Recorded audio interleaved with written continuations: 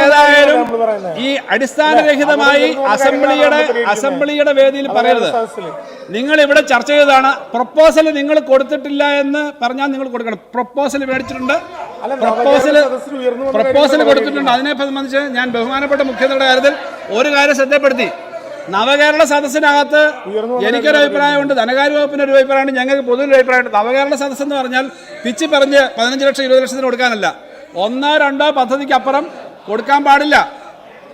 1-2 നവകേരള സദസ്സ് വെച്ചിട്ട് നിങ്ങളുടെ ഇന്ന് എല്ലാവരുടെയും പ്രപ്പോസൽ മേടിച്ചിട്ടുണ്ട്. പ്രപ്പോസലിൽ കൊടുത്തില്ല. ഞാനിപ്പോ ഓരോരുത്തരുടെയും പറയാം. ബഷീർ എം എൽ എ ബഹുമാനപ്പെട്ട മിനിസ്റ്റർ LSGD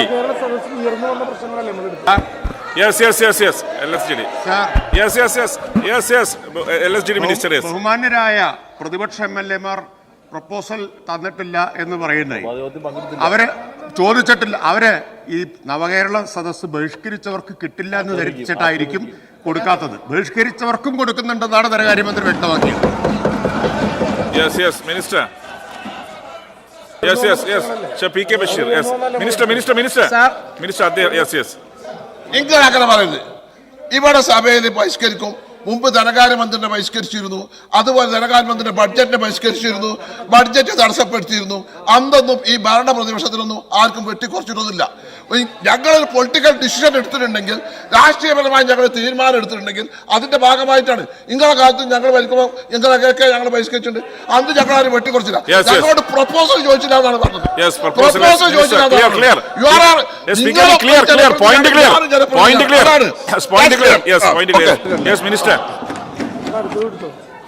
പ്രപ്പോസലുകളൊക്കെ എന്തായാലും നവകേരള സദസ്സെ സംബന്ധിച്ച് ഓരോ മണ്ഡലത്തിനും 7 കോടി രൂപയുടെ വർക്ക് വരും. അപ്പം അത് സംബന്ധിച്ച് നവകേരള സദസ്സിൻ്റെ വരും. ഒരു മണ്ഡലത്തെ സംബന്ധിച്ച് ഇപ്പം ആസ്തി വികസന ഫണ്ടും എല്ലാം കൂടി ഇതെല്ലാം കൂടെ വരുമ്പോൾ 20 കോടിയുടെ വർക്ക് കുറയത്തില്ല എന്ന് ഞാൻ പറഞ്ഞു.